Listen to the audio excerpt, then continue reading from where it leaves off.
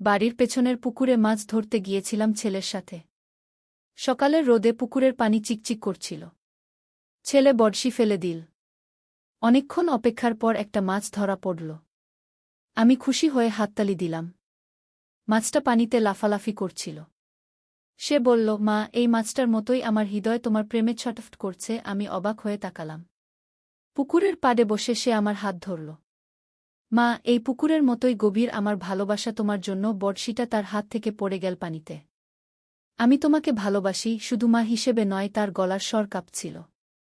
তুমি আমার স্ত্রী হয়ে আমার সাথে এই জীবনের নদী পার হবে। পুকুরের পানিতে আমাদের প্রতিবিম্ব দুলছিল। সকালের মিষ্টি বাতাসে আমার শাড়ির আঁচল উঠছিল। আমি তার দিকে তাকিয়ে রইলাম। মাছটা এখনও পানিতে লাফাচ্ছিল। সে বলল, মা, আমাদের সম্পর্কটাও এই মাছের মতো, সমাজের জালে আটকে আছে। আমি তোমাকে মুক্ত করে দিতে চাই। এই গল্পটি সম্পূর্ণ শুনলে আপনাদের পানি অটোমেটিক বের হয়ে যাবে। যত দ্রুত সম্ভব হাতের কাছে টিস্যু নিয়ে বসে পড়ো। বিছানার চাদর যেন নষ্ট না হয় সেটা সম্পূর্ণ খেয়াল রাখার অনুরোধ জানিয়ে গল্পটি এখন শুরু করব। তার আগে সর্বশেষ অনুরোধ, দয়া করে এমন পানি বের করার গল্প নিয়মিত শুনতে আমাদের চ্যানেলটি সকলেই সাবস্ক্রাইব করুন। ধন্যবাদ। হ্যালো বন্ধুরা, আমার নাম মৌসুমী খান। আমার বয়স 40 বছর। আমার স্বামীর নাম রাহুল খান, বয়স 43 বছর। আমাদের 2 সন্তান, রিয়াদ আর সাফিয়া। রিয়াদ 18 বছর বয়সী, কলেজে পড়ে। সাফিয়া 10 বছর বয়সী, স্কুলে যায়। আজকের গল্পটা অনেক রহস্যময় আর রোমাঞ্চকর। আমার জীবনে এমন কিছু ঘটেছে যা আগে কখনো ভাবিনি। এই গল্পটা শুনে আপনারা অবাক হয়ে যাবেন। গত সপ্তাহে আমার ছেলে রিয়াদের সাথে এক অদ্ভুত ঘটনা ঘটল। সেদিন সকালে আমরা বাড়ির পেছনের পুকুরে মাছ ধরতে গেলাম।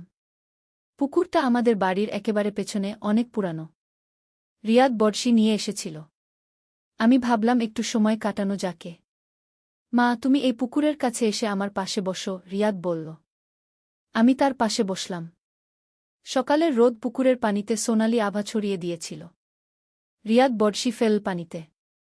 আমরা অপেক্ষা করতে লাগলাম। কিছুক্ষণ পর একটা বড় রুই মাছ ধরা পড়ল। মাছটা পানিতে লাফালাফি করছিল। মা, দেখো এই মাছটা কতটা ছটফট করছে, রিয়াদ বলল। ঠিক যেমন আমার মন করে তোমার কাছে গি।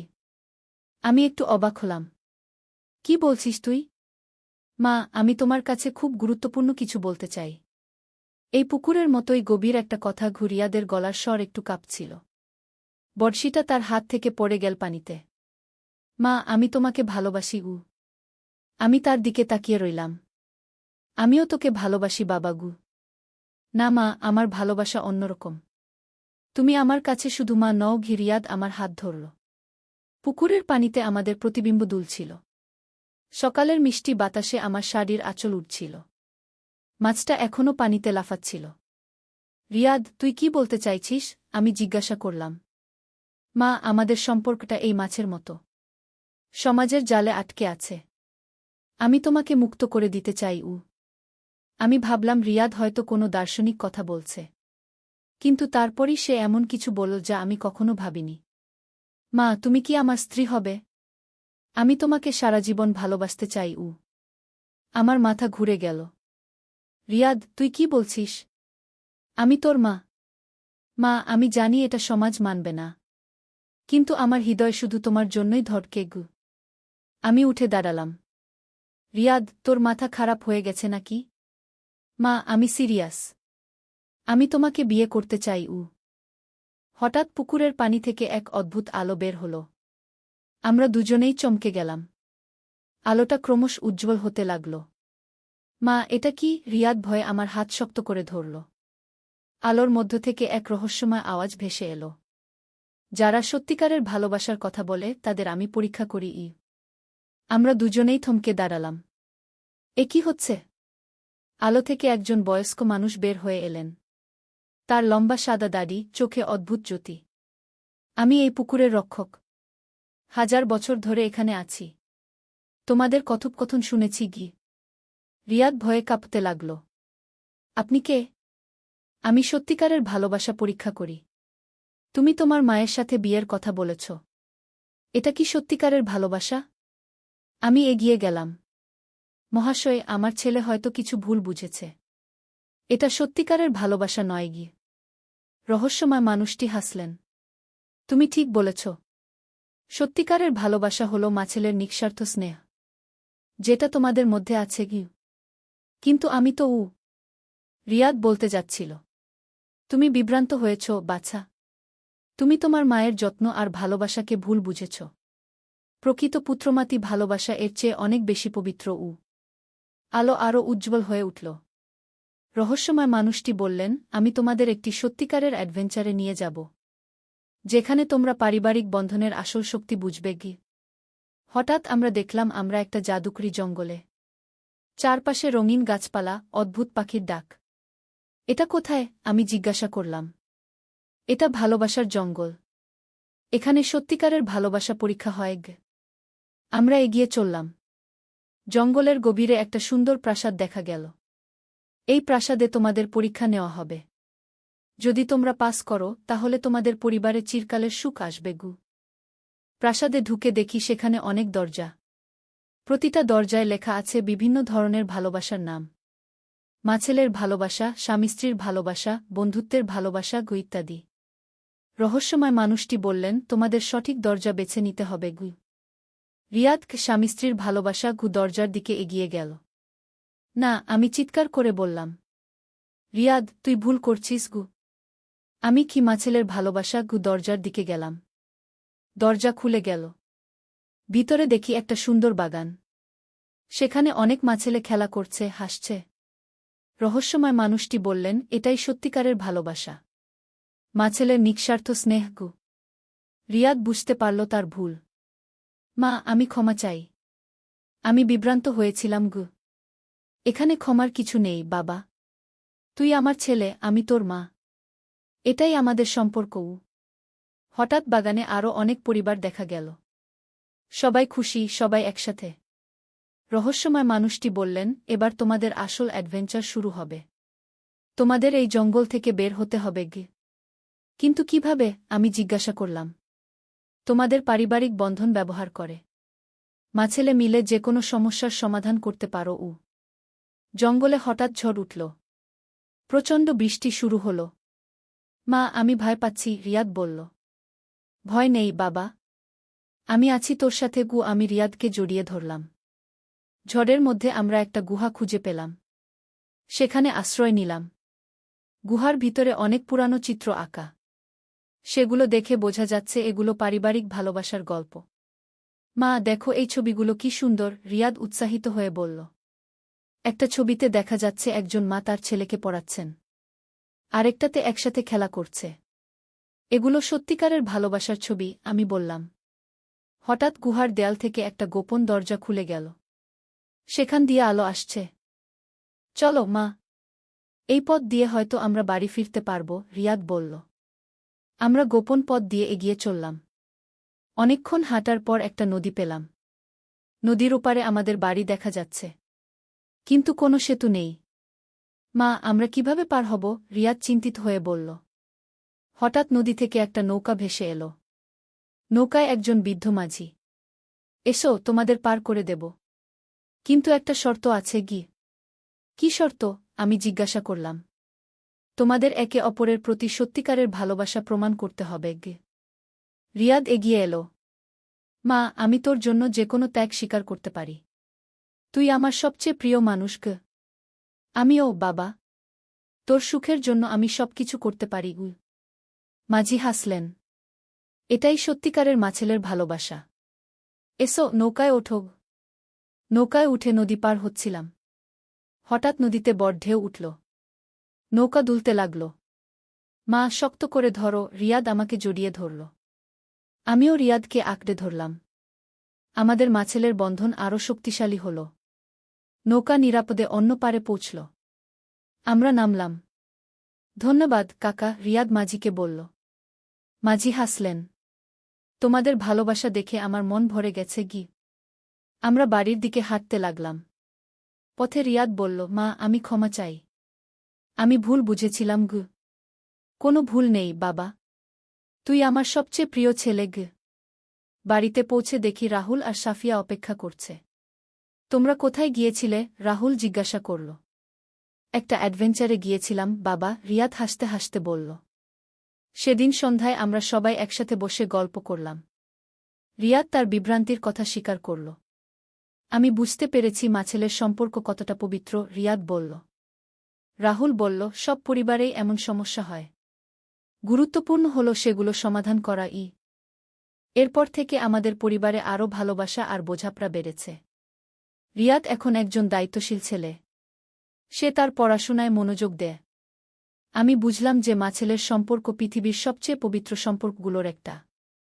এই সম্পর্কে কোনো ধরনের বিকৃতির জায়গা নেই। রিয়াদ এখন কলেজে ভালো ফলাফল করছে। তার অনেক বন্ধু হয়েছে। সে একটা মেয়েকে পছন্দ করে যার নাম তানিয়া। মা, আমি তানিয়াকে বিয়ে করতে চাই, রিয়াদ একদিন আমাকে বলল। সে ভালো মেয়ে। আমি তার পরিবারের সাথে কথা বলবো, আমি বললাম। এভাবেই আমাদের পারিবারিক অ্যাডভেঞ্চার শেষ হল। আমরা বুঝলাম সত্যিকারের ভালোবাসা কি। রহস্যময় মানুষটির কথা এখনও মনে আছে। তিনি বলেছিলেন, পরিবার হল পৃথিবীর সবচেয়ে শক্তিশালী শক্তিগু। আজ রিয়াদ আর তানিয়ার বিয়ে হল। আমি খুব খুশি। আমার ছেলে এখন একজন সুখী মানুষ। বিয়ের দিন রিয়াদ আমাকে বলল, মা, তুমি আমার সবচেয়ে ভালো বন্ধু।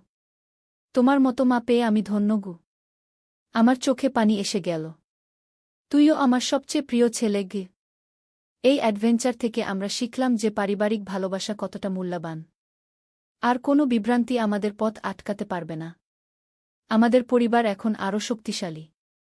সাফিয়াও বড় হচ্ছে ভালো মেয়ে হয়ে। রাহুল এখন আরও যত্নশীল হয়েছে। আমাদের মধ্যে কোনো দূরত্ব নেই। সেই পুকুরে এখনও আমরা মাঝে মাঝে যাই। কিন্তু এখন শুধু মাছ ধরি আর পারিবারিক আড্ডা দেই। রিয়াদ তানিয়াকে নিয়ে খুব খুশি। তারা একসাথে ভবিষ্যতের স্বপ্ন দেখে। আমার মনে হয় সেই রহস্যময় মানুষটি আমাদের পরিবারকে আরও শক্তিশালী করার জন্যই এই অ্যাডভেঞ্চারে নিয়ে গিয়েছিলেন। এখন আমরা জানি যে পারিবারিক বন্ধন পৃথিবীর সবচেয়ে শক্তিশালী জিনিস। এই বন্ধন দিয়ে যে কোনো সমস্যার সমাধান করা যায়। রিয়াদ এখন একজন দায়িত্বশীল মানুষ। সে তার স্ত্রী আর পরিবারের যত্ন নেয়া। আমি গর্বিত যে আমার ছেলে এমন একটা শিক্ষা পেয়েছে। পারিবারিক ভালোবাসার আসল মানে সে বুঝতে পেরেছে। এই গল্পটা আমার জীবনের সবচেয়ে বড় অ্যাডভেঞ্চার ছিল, যেটা আমাদের পরিবারকে আরও কাছে এনেছে। রহস্যময় মানুষটি হয়তো আমাদের আশেপাশেই কোথাও আছেন, অন্য পরিবারগুলোকে সাহায্য করছেন।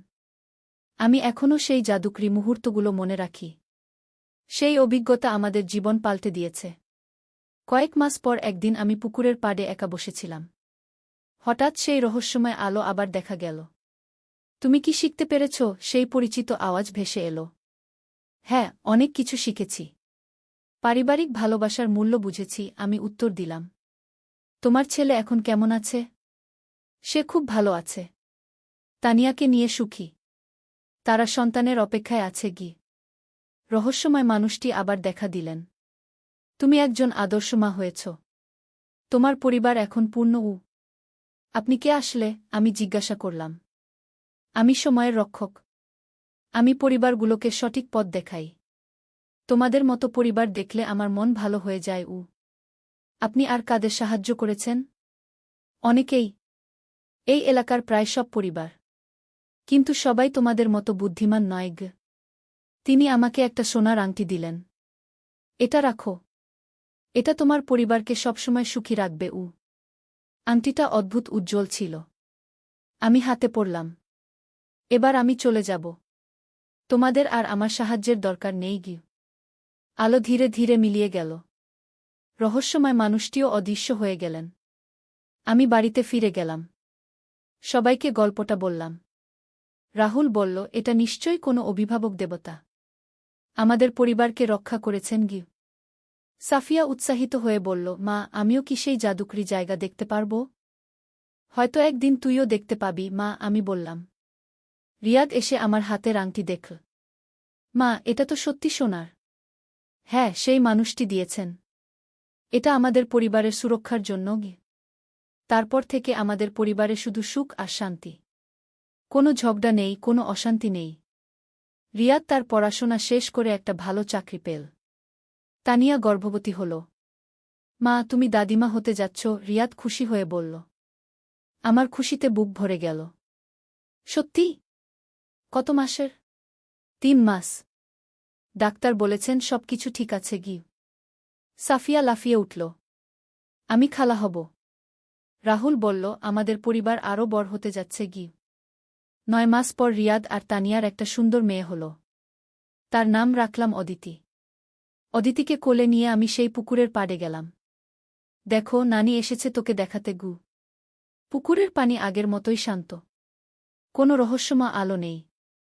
কিন্তু আমার মনে হল সেই মানুষটি আমাদের দেখছেন। অদিতি আমার কোলে হাসছিল। তার হাসি দেখে মনে হল আমাদের পরিবারের স্বর্গের আশীর্বাদ এসেছে। রিয়াদ এসে বলল, মা, তোমার কারণেই আমি আজ এত সুখী গো। আমিও, বাবা। তোর মতো ছেলে পেয়ে আমি ধন্য গু। এভাবেই আমাদের রহস্যময় অ্যাডভেঞ্চার শেষ হল। আমরা বুঝলাম যে পারিবারিক ভালোবাসাই জীবনের সবচেয়ে বড় সম্পদ। সেই সোনার আংটি আমি এখনও পরে রাখি। এটা আমাদের পরিবারের সুখের প্রতীক। রাতে ঘুমানোর আগে আমি সেই রহস্যময় মানুষটির কথা মনে করি। তিনি আমাদের জীবনে যে শিক্ষা দিয়েছেন সেটা কখনো ভুলব না। রিয়াদ এখন একজন ভালো বাবা। অদিতিকে নিয়ে সে খুব যত্নশীল। মা, আমি বুঝতে পারছি তুমি আমার জন্য কতটা ত্যাগ স্বীকার করেছ, রিয়াদ একদিন বলল। সেটাই তো মায়ের ধর্ম, বাবা। সন্তানের জন্য মা সবকিছু করে কি। এখন আমাদের পরিবারের সবাই সুখী।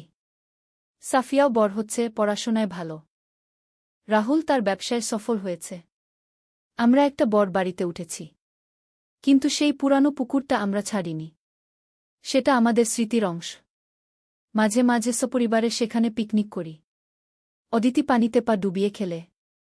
রিয়াদ তানিয়াকে আমাদের অ্যাডভেঞ্চারের গল্প বলেছে। তানিয়াও অবাক হয়েছে। মা, এই গল্প সত্যি নাকি? তানিয়া আমাকে জিজ্ঞাসা করল। সত্যি, মা। আমরা সবাই দেখেছি ইউ। তানিয়া মাথা নাড়ল। আমাদের পরিবার সত্যিই ভাগ্যবান গু। আজ অদিতির প্রথম জন্মদিন। আমরা সবাই খুব খুশি। জন্মদিনের কেক কাটার সময় রিয়াদ বলল, মা, আমাদের পরিবারের এই সুখের পেছনে তোমার অবদান সবচেয়ে বেশি গু। আমি হাসলাম। আমরা সবাই মিলেই এই সুখ তৈরি করেছি গু। অদিতি হাত তালি দিয়ে খুশি হল। তার নিষ্পাপ হাসি দেখে মনে হল আমাদের পরিবারে সত্যিই দেবতার আশীর্বাদ আছে। রাতে সবাই ঘুমিয়ে গেলে আমি বারান্দায় বসে আকাশের দিকে তাকাই। তারাগুলো যেন আমাদের সুখের সাক্ষী। আমার মনে হয় সেই রহস্যময় মানুষটি এখনও কোথাও আছেন। অন্য পরিবারগুলোকে সাহায্য করছেন। আমাদের এই অ্যাডভেঞ্চার যে শিক্ষা দিয়েছে সেটা আমি কখনো ভুলব না। পারিবারিক ভালোবাসা আর বোঝাপড়াই জীবনের সবচেয়ে বড় সম্পদ। এভাবেই আমাদের রহস্যময় অ্যাডভেঞ্চারের গল্প শেষ হল। আমরা সবাই এখন আরও বেশি সুখী আর শান্তিতে আছি। একদিন আলী সাহেব সোহেলের অফিসে এলেন। সোহেল তাকে দেখে অবাক হয়ে গেল। স্যার, আপনি এখানে? হ্যাঁ সোহেল, তোমার অফিস একবার দেখতে চাইলাম। খুব সুন্দর হয়েছে গু। আলী সাহেব পুরো অফিস ঘুরে দেখলেন। কর্মচারীদের সাথে কথা বললেন। তারপর সোহেলের রুমে এসে বসলেন। সোহেল, তুমি অনেক দূর এসেছ। মনে আছে 7 বছর আগে তুমি যখন আমার অফিসে প্রথম এসেছিলে চা বানানোর কাজ করতে? হ্যাঁ স্যার, সব মনে আছে ইউ। আমি গর্বিত যে আমি তোমাকে একটা সুযোগ দিয়েছিলাম। আর তুমি সেই সুযোগকে কাজে লাগিয়েছ। জানো সফলতার মূল সূত্র কি? কি স্যার? কঠোর পরিশ্রম, সততা আর হাল না ছাড়া। তোমার মধ্যে এই 3টা গুণই আছে গু। সোহেল চোখে জল নিয়ে বলল, আপনি না থাকলে আজ আমি এখানে পৌঁছাতে পারতাম না স্যার। না সোহেল, আমি শুধু একটা দরজা খুলে দিয়েছিলাম। ভেতরে ঢুকে পথ তৈরি করেছ তুমি নিজে গু। আলী সাহেব চলে যাওয়ার আগে বললেন, আমার একটা বড় প্রজেক্ট আছে। একটা 20 ফ্লোর বিজনেস টাওয়ার। আমি চাই তুমি এই প্রজেক্টে আমার সাথে পার্টনার হও। 50-50। রাজি? সোহেল অবাক হয়ে গেল। এত বড় প্রজেক্ট? স্যার, আমার কি যথেষ্ট সামর্থ্য আছে? আছে। আমি বিশ্বাস করি সোহেল রাজি হয়ে গেল। এটা তার জীবনের সবচেয়ে বড় প্রজেক্ট হবে। 50 অধ্যায়, বড় চ্যালেঞ্জ। 20 ফ্লোর বিজনেস টাওয়ারের কাজ শুরু হল। এটা সোহেলের জীবনের সবচেয়ে বড় চ্যালেঞ্জ। প্রজেক্টের বাজেট প্রায় 10 করোড় টাকা। সোহেলকে 5 করোড় টাকা ইনভেস্ট করতে হবে। সোহেল তার সব সঞ্চয়ে ব্যাংক লোন আর কিছু ইনভেস্টর থেকে টাকা জোগাড় করল। এটা একটা বিশাল ঝুঁকি। যদি প্রজেক্ট ব্যর্থ হয় সব শেষ। মিনা চিন্তিত ছিল। সোহেল, এত বড় ঝুঁকি নেওয়া ঠিক হবে? মিনা, জীবনে বড় কিছু করতে হলে ঝুঁকি নিতে হয়। আমি এই সুযোগ হাতছাড়া করতে চাই না গিয়ে। কিন্তু যদি কিছু ভুল হয়?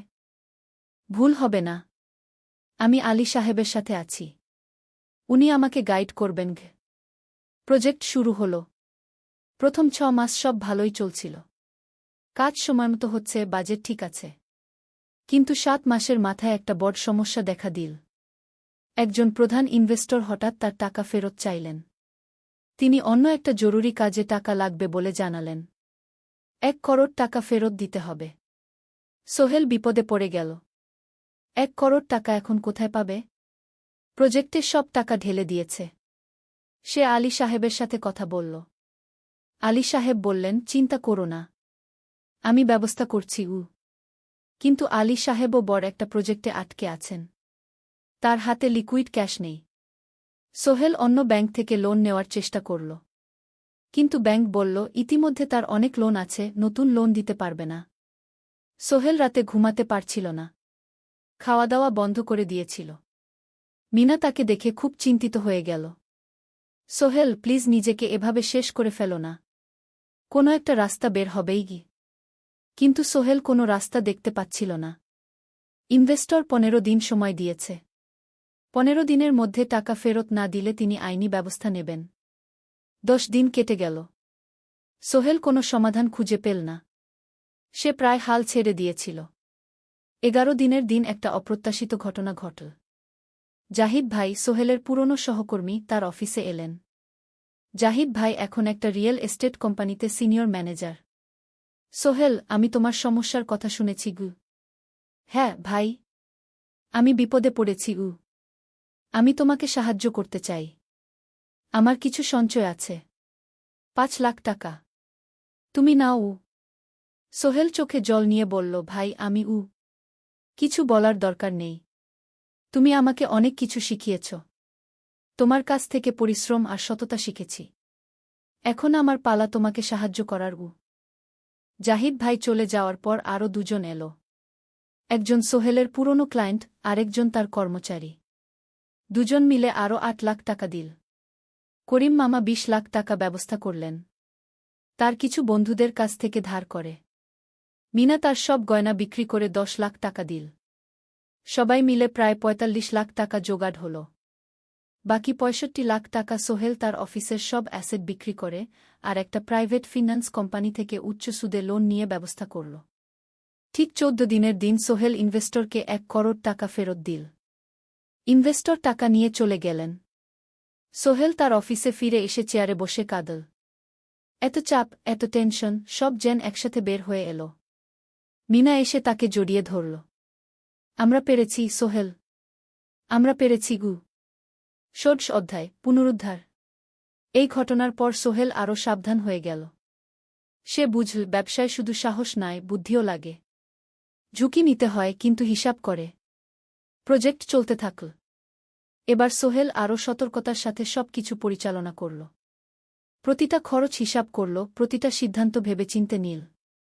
আরও 1 বছর পর 20 ফ্লোর বিজনেস টাওয়ার সম্পন্ন হল। চমৎকার বিল্ডিং। শহরের অন্যতম সুন্দর ভবন। বিল্ডিংয়ের উদ্বোধন অনুষ্ঠানে শহরের মেয়র এলেন। অনেক ব্যবসায়ী, সাংবাদিক এল। সোহেলের নাম পত্রিকায় ছাপা হল। স্বপ্নের শহরে এক তরুণ উদ্যোক্তার সফলতার গল্প। প্রজেক্ট থেকে সোহেলের লাভ হল প্রায় 2 করোড় টাকা। এই টাকা দিয়ে সে সব ঋণ শোধ করল। জাহিদ ভাইয়ের টাকা ফেরত দিল। করিম মামার ঋণ শোধ করল। যারা সাহায্য করেছিল সবাইকে টাকা ফেরত দিল। মিনার জন্য নতুন গয়না কিনল। আরও সুন্দর। তার মাকে গ্রামে একটা নতুন পাকা বাড়ি বানিয়ে দিল। মা কাঁদতে কাঁদতে বললেন, তোর বাবা বেঁচে থাকলে কত খুশি হতো। তুই আমার সব স্বপ্ন পূরণ করেছিস গে। সোহেল নিজেদের জন্য একটা ফ্ল্যাট কিনল। 4 রুমের ফ্ল্যাট, সমুদ্রের কাছে। এখন আর ভাড়া বাড়িতে থাকতে হয় না। সপ্তদশ অধ্যায়, প্রতিদান। সোহেল এখন একজন প্রতিষ্ঠিত উদ্যোক্তা। কিন্তু সে তার শেখ ভোলেনি। যে গ্রাম থেকে সে এসেছে, যারা তাকে সাহায্য করেছে, কাউকেই ভোলেনি। সে তার গ্রামে একটা স্কুল বানিয়ে দিল। সোহেল ফাউন্ডেশন স্কুল কো গরিব ছেলেমেয়েরা ফ্রিতে পড়তে পারবে। ভালো শিক্ষক নিযোগ দিল। ভালো পড়াশোনার ব্যবস্থা করল। শহরে একটা ফ্রি মেডিকেল ক্লিনিক খুলল। গরিব মানুষরা ফ্রিতে চিকিৎসা পাবে। প্রতি বছর 10 জন মেধাবী কিন্তু গরিব ছাত্রছাত্রীকে স্কলারশিপ দেওয়া শুরু করল। তারা বিনামূল্যে পড়াশোনা করতে পারবে। একদিন একটা টিভি চ্যানেল সোহেলের ইন্টারভিউ নিতে এলো। আপনার সফলতার গোপন সূত্র কি? সোহেল একটু ভেবে বলল, কঠোর পরিশ্রম, সততা আর হাল না ছাড়া। এই 3টা জিনিস যদি কারো মধ্যে থাকে, সে যে কোনো কিছু অর্জন করতে পারে। আর সবচেয়ে বড় কথা, যারা আমাকে সাহায্য করেছে তাদের ছাড়া আমি কিছুই না। একা কেউ সফল হতে পারে না। আপনার পরবর্তী স্বপ্ন কি? আমি চাই আরও মানুষকে সাহায্য করতে। আমার মতো যারা গ্রাম থেকে শহরে আসে তাদের জন্য একটা ট্রেনিং সেন্টার খুলব। তারা সেখানে বিভিন্ন স্কিল শিখতে পারবে, চাকরি পাবে, নিজের পায়ে দাঁড়াতে পারবে। অষ্টাদশ অধ্যায়, নতুন প্রজন্ম। আরও 5 বছর কেটে গেল। সোহেল এখন 45 বছরের। তার মেয়ে সারা এখন 9 বছরের। স্কুলে ক্লাস 4-এ পড়ে। খুব মেধাবী মেয়ে। একদিন সারা বাবাকে জিজ্ঞেস করল, বাবা, তুমি কিভাবে এত বড় হলে? আমার বন্ধুরা বলে তুমি একজন সফল মানুষ গো। সোহেল তাকে কোলে নিয়ে বসল। বাবা, তুমি জানো তোমার দাদু ছিলেন একজন স্কুল শিক্ষক। খুব সৎ মানুষ। কিন্তু আমরা গরিব ছিলাম। আমি রিকশা চালাতাম। রিকশা? সত্যি? হ্যাঁ। তারপর আমি এই শহরে এলাম। অনেক কষ্ট করেছি। কিন্তু হাল ছাড়িনি। মানুষ আমাকে সাহায্য করেছে। আর আমি কঠোর পরিশ্রম করেছি। বাবা, আমিও কি তোমার মতো হতে পারব? অবশ্যই পারবে বাবা। তবে মনে রেখো, সফলতা মানে শুধু টাকা পয়সা না। সফলতা মানে ভালো মানুষ হওয়া, অন্যদের সাহায্য করা, সৎ থাকা। সারা মাথা নাডল। আমি ভালো মানুষ হব বাবা। সোহেল তার মেয়েকে জড়িয়ে ধরল। মনে মনে ভাবল, তার জীবনের সব কষ্ট সার্থক হয়েছে। মিনা রান্নাঘর থেকে ডাকল, খাবার তৈরি। এসো। সোহেল সারাকে নিয়ে ডাইনিং টেবিলে গেল। ঋতু এসেছে। সে এখন বিয়ে করেছে, তার একটা ছেলে হয়েছে। সোহেলের মা মাঝে মাঝে চট্টগ্রামে বেড়াতে আসেন। আজও এসেছেন। সবাই মিলে খেতে বসল। হাসিগল্পে ভরা পরিবার। সোহেল তাকাল তার মায়ের দিকে, মিনার দিকে, সারার দিকে, ঋতুর দিকে। মনে হল, জীবনে আর কি চাই? খাওয়া শেষে সবাই বসে রইল। গল্প করছিল। হঠাৎ সোহেলের ফোন বাজল। অফিস থেকে। একটা জরুরি বিষয়। সোহেল ফোন রেখে দিয়ে মিনাকে বলল, একটা নতুন প্রজেক্টের প্রস্তাব এসেছে। একটা এতিমখানা বানানোর কাজ। সরকারি প্রজেক্ট। তুমি নেবে? অবশ্যই। এটা আমার স্বপ্নের প্রজেক্ট। যেসব বাচ্চাদের বাবা মা নেই তাদের জন্য একটা সুন্দর জায়গা। মিনা হাসল। তুমি কখনো বদলাও না। এখনো অন্যদের কথা ভাবো। এটাই তো জীবন মিনা। শুধু নিজের জন্য বাঁচলে কি হবে? 49 অধ্যায়, উত্তরাধিকার। 10 বছর আরও কেটে গেল। সোহেল এখন 55 বছরের। তার চুলে পাক ধরেছে। কিন্তু শক্তি এখনো আগের মতোই। সারা এখন 19 বছরের। সে বিশ্ববিদ্যালয়ে ইঞ্জিনিয়ারিং পড়ছে। সে চায় বাবার মতো কনস্ট্রাকশন ইন্ডাস্ট্রিতে কাজ করতে।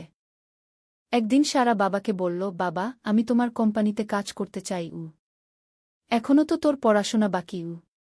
জানি। কিন্তু আমি এখন থেকেই শিখতে চাই। ছুটির দিনে তোমার সাথে সাইটে যেতে চাই। দেখতে চাই কিভাবে কাজ হয়। সোহেল খুশি হয়ে গেল। তার মেয়ে তার পথ অনুসরণ করতে চায়। ঠিক আছে। কিন্তু শর্ত হল, তোকে সবকিছু নিজ থেকে শিখতে হবে। কোনো স্পেশাল ট্রিটমেন্ট পাবি না। আমি তো তাই চাই বাবাগু। সারা তার বাবার সাথে কাজ শিখতে শুরু করল। সে দেখল কিভাবে শ্রমিকরা কাজ করে, কিভাবে ম্যাটেরিয়াল বাছাই করতে হয়, কিভাবে একটা প্রজেক্ট ম্যানেজ করতে হয়। সোহেল তাকে কোনো সহজ পথ দিল না। সারাকেও সবার মতো কষ্ট করতে হল। সাইটে রোদে দাঁড়িয়ে থাকতে হল। শ্রমিকদের সাথে কথা বলতে হল। কিন্তু সারা হাল ছাড়ল না। সে তার বাবার মেয়ে। পরিশ্রম করতে জানে। 3 বছর পর সারা গ্র্যাজুয়েট হল। সে সোহেলের কোম্পানিতে জুনিয়র প্রজেক্ট ম্যানেজার হিসেবে যোগ দিল। সোহেল ধীরে ধীরে সারাকে বড় দায়িত্ব দিতে শুরু করল। সারা তার বাবার মতোই সৎ, পরিশ্রমী। 20 অধ্যায়, সমাপ্তি নয়, নতুন শুরু।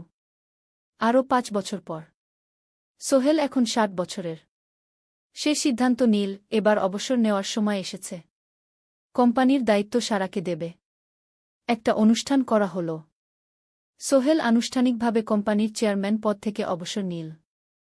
সারা হল নতুন ম্যানেজিং ডিরেক্টর। সোহেল তার বক্তব্যে বলল, আমি যখন এই শহরে এসেছিলাম আমার পকেটে ছিল মাত্র 5,000 টাকা, একটা ছোট্ট ব্যাগ, আর অনেক স্বপ্ন। আজ 40 বছর পর আমি পেছনে ফিরে তাকাই, দেখি একটা দীর্ঘ পথ। সেই পথে অনেক কষ্ট ছিল, অনেক বাধা ছিল, কিন্তু ছিল অনেক ভালোবাসাও, অনেক মানুষের সাহায্যও। আমি বিশ্বাস করি সফলতা একা আসে না। এটা আসে অনেক মানুষের সমর্থন, ভালোবাসা আর বিশ্বাস নিয়ে। আমি যা কিছু অর্জন করেছি তা আমার একার না। এটা আমার পরিবারের, আমার কর্মচারীদের, আমার বন্ধুদের, সবার। আজ আমি আমার মেয়ে সারার হাতে এই দায়িত্ব তুলে দিচ্ছি। আমি জানি সে আমার চেয়ে ভালো করবে, কারণ সে শিখেছে আমার ভুল থেকে, আমার অভিজ্ঞতা থেকে। অনুষ্ঠান শেষ হল। সবাই চলে গেল। সোহেল আর মিনা অফিসে একা দাঁড়িয়ে রইল। মিনা, মনে আছে আমরা প্রথম কখন দেখা হয়েছিলাম? হ্যাঁ, তোমার সেই ছোট্ট মুদি দোকানে। তুমি বিস্কুট কিনতে এসেছিলে। কে ভেবেছিল সেই দিন থেকে আমাদের এই পর্যস্বপ্নের শহর। প্রথম অধ্যায়, যাত্রা শুরু। সকাল 7টা বেজে গেছে। ঢাকার কমলাপুর রেলস্টেশনে মানুষের ভিড়। চারদিকে চা বিস্কুট বিক্রেতাদের চিৎকার, ট্রেনের হর্ন আর যাত্রীদের কোলাহল। এই বিশাল ভিড়ের মধ্যে একটা ছোট্ট ব্যাগ হাতে দাঁড়িয়ে আছে সোহেল। বয়স মাত্র 22। গায়ের রং শ্যামলা, চোখে স্বপ্নের ঝিলিক। ভাইজা, চট্টগ্রামের টিকিট আছে? সোহেল টিকিট কাউন্টারের সামনে দাঁড়িয়ে জিজ্ঞেস করল। আছে। 3 টাকা। কাউন্টারের লোকটা উত্তর দিল। সোহেল তার পকেট থেকে টাকা বের করল। মোট 5,000 টাকা। এই টাকা সে জমিয়েছে গত 3 বছরে রিকশা চালিয়ে। তার স্বপ্ন ছিল চট্টগ্রাম গিয়ে একটা ভালো চাকরি পাওয়া। গ্রামে আর থাকতে চায় না সে। বাবা মারা গেছেন 10 বছর আগে। মা আর ছোট বোন ঋতুকে নিয়ে সংসার চালাচ্ছিল রিকশা চালিয়ে। কিন্তু এভাবে তো আর সারা জীবন চলবে না। টিকিট কেটে সোহেল প্ল্যাটফর্মে এলো। ট্রেন ছাড়বে আর মাত্র 15 মিনিট পরে। সে একটা বেঞ্চে বসে পড়ল। ব্যাগটা বুকের কাছে চেপে ধরল। এই ব্যাগে আছে তার সব সম্পদ, কিছু কাপড়, একটা ছোট্ট ফটো ফ্রেমে বাবা মায়ের ছবি, আর কিছু টাকা। কোথায় যাচ্ছেন? পাশে বসা একজন বয়স্ক মানুষ জিজ্ঞেস করলেন। চট্টগ্রাম কাকা। চাকরি খুঁজতে যাচ্ছি। কে? সোহেল বিনয়ের সাথে উত্তর দিল। ভালো, তবে শহরে সাবধানে থাকবেন। শহর মানে অনেক সুযোগ, কিন্তু অনেক ফাঁদও আছে। বয়স্ক লোকটা বললেন। সোহেল মাথা নাড়ল। সে জানে শহরের জীবন সহজ না, কিন্তু তার কোনো বিকল্প নেই। গ্রামে রিকশা চালিয়ে মাসে 3,500 টাকা আয় হতো। তার মধ্যে সংসার চালাতে হতো, বোনের স্কুলের খরচ দিতে হতো, মায়ের ওষুধের খরচ দিতে হতো। কিছুই বাঁচত না। আর এই জীবন থেকে বেরোনোর একটাই পথ, শহরে গিয়ে ভালো কাজ খুঁজে নেওয়া। সোহেল মনে মনে ভাবল তার বাবার কথা। বাবা ছিলেন একজন স্কুল শিক্ষক। খুব সৎ মানুষ ছিলেন। সবসময় বলতেন, সোহেল, তুই লেখাপড়া শিখে বড় মানুষ হবি। আমাদের পরিবারে আর কেউ বড় চাকরি করেনি, তুই করবি। কিন্তু বাবা যখন মারা গেলেন তখন সোহেল মাত্র এসএসসি পরীক্ষা দিয়েছে। ফলাফল ভালো হয়েছিল, জিপিএ অর্ধচতু। কিন্তু বাবার মৃত্যুর পর আর পড়া হল না। পরিবারের দায়িত্ব নিতে হল। ট্রেন ছাড়ল। সোহেল জানালার পাশে বসে বাইরে তাকাল। ধানক্ষেত, নদী, ছোট ছোট গ্রাম, সব পেছনে ফেলে ট্রেন এগিয়ে চল। সোহেলের মনে হল সে যেন তার পুরনো জীবনটাকেও পেছনে ফেলে আসছে। ট্রেনে একজন হকার এসে চা বিক্রি করছিল। সোহেল একটা চা কিনল। 10 টাকা। চা খেতে খেতে সে ভাবছিল, চট্টগ্রাম পৌঁছে কি হবে? করিম মামা তাকে সাহায্য করবেন তো? চাকরি পাওয়া যাবে তো? করিম মামা আসলে সোহেলের খুব দূর সম্পর্কের মামা। সোহেলের দাদির বোনের ছেলে। অনেক বছর আগে গ্রাম ছেড়ে চট্টগ্রামে চলে গিয়েছিলেন। সেখানে একটা কনস্ট্রাকশন কোম্পানিতে কাজ করেন। বছরে একবার দুবার গ্রামে আসতেন। গত বছর যখন এসেছিলেন তখন সোহেলের মাকে বলেছিলেন সোহেলকে চট্টগ্রাম পাঠান, আমি একটা কাজের ব্যবস্থা করে দেব। সেই কথাতেই ভরসা করে সোহেল আজ এই যাত্রা। দ্বিতীয় অধ্যায়, নতুন শহর। চট্টগ্রাম পৌঁছাতে প্রায় 6 ঘণ্টা লেগে গেল। দুপুর 1টা বাজে। সোহেল স্টেশন থেকে বের হয়ে শহরের রাস্তায় দাঁড়াল। কি বিশাল শহর! এত গাড়ি, এত মানুষ। চারদিকে উঁচু উঁচু বিল্ডিং, দোকানপাট, মানুষের ভিড়। সোহেল কিছুক্ষণ দাঁড়িয়ে থাকল সব কিছু দেখতে দেখতে। তার মনে হচ্ছিল সে যেন অন্য কোনো পৃথিবীতে এসে পড়েছে। তার পকেটে একটা ছোট্ট কাগজ আছে। সেখানে লেখা একটা ঠিকানা, করিম মিয়া, বাড়ি নং 23, রোড নং 5, আগ্রাবাদ, চট্টগ্রামকে। সোহেল একটা রিকশা ডাকল। কত নেবেন আগ্রাবাদ যেতে? 50 টাকা গু। সোহেল রিকশায় উঠল। রাস্তার দুধারে দোকান, মার্কেট, অফিস, সব কিছু দেখতে দেখতে সে অবাক হয়ে গেল। এত বড় শহর, এত কিছু!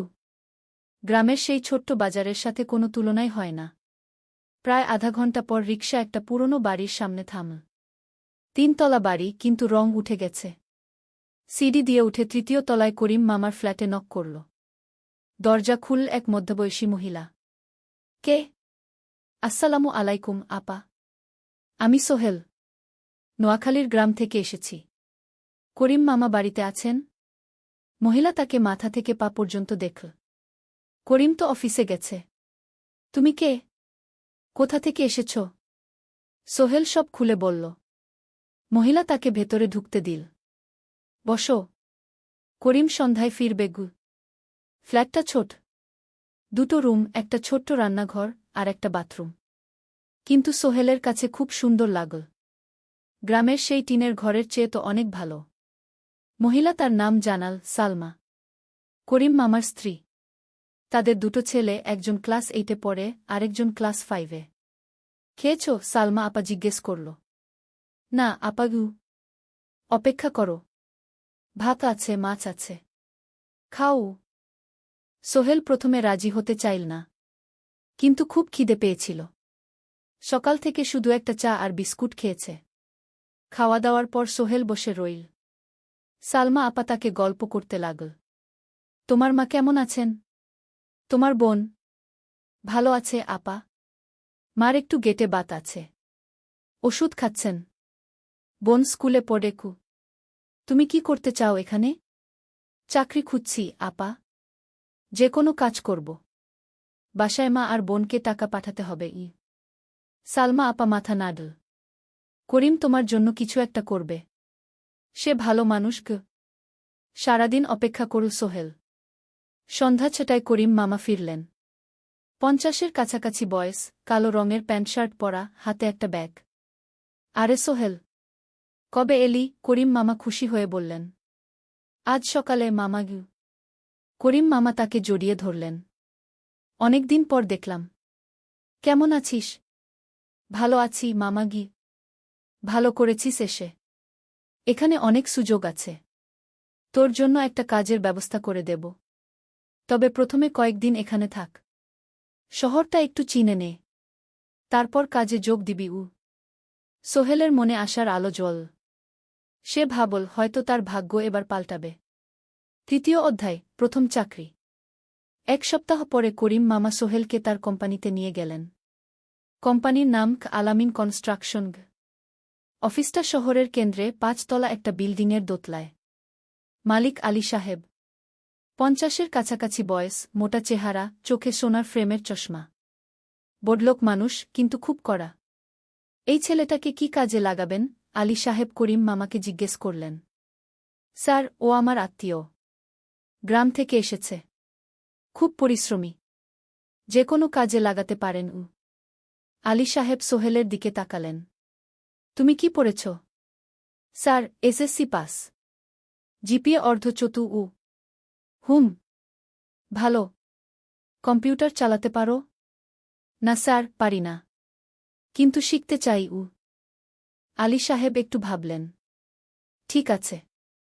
তোমাকে অফিসের কাজে রাখব। ফাইল গুছানো, চা বানানো, কাগজপত্র নিয়ে যাওয়া না, এসব। মাসে 5,000 টাকা। রাজি আছো? জি স্যার। সোহেল খুশি হয়ে গেল। 5,000 টাকা। রিকশা চালিয়ে 3,500 পেত। এখানে 5,000। কাজ শুরু হলো পরদিন থেকে। সকাল 8টায় অফিসে যেতে হয়, ফিরতে হয় সন্ধ্যা 7টায়। প্রথম দিন সোহেল ঘুম থেকে উঠল ভোর 5টায়। তৈরি হয়ে 7:30টায় অফিসের উদ্দেশ্যে বের হল।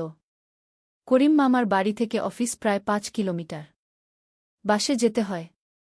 অফিসে পৌঁছে সোহেল দেখল সেই প্রথম আলী সাহেব এখনও আসেননি। অফিস খোলা ছিল না।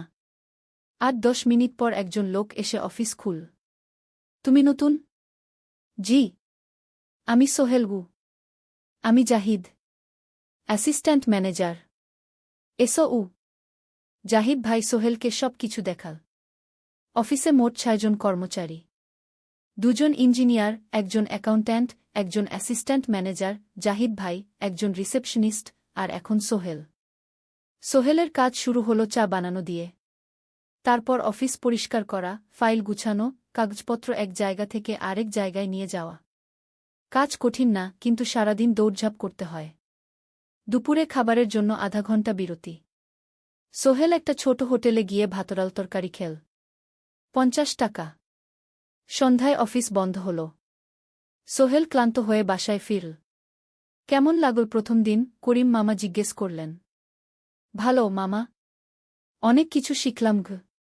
প্রথম মাসের শেষে সোহেল বেতন পেল 5,000 টাকা। সে 3,000 টাকা মাকে পাঠাল। মা ফোনে কাঁদতে লাগলেন। আল্লাহ তোকে ভালো রাখুক সোহেল। সোহেলের চোখেও জল এলো। তার মনে হল সে একটা বড় কাজ করতে পেরেছে। চতুর্থ অধ্যায়, শহরের জীবন। 3 মাস কেটে গেল। সোহেল এখন শহরের সাথে মিশে গেছে। প্রতিদিন অফিসে যাওয়া আসার পথে সে দেখে হাজারো মানুষের জীবন। কেউ সফল, কেউ ব্যর্থ, কিন্তু সবাই চলছে নিজের পথে। সোহেল অফিসের কাজের পাশাপাশি কম্পিউটার শেখার চেষ্টা করছে। অফিসে একটা কম্পিউটার আছে। যখন কেউ ব্যবহার করে না, তখন সোহেল একটু একটু শিখার চেষ্টা করে। জাহিদ ভাই তাকে সাহায্য করেন।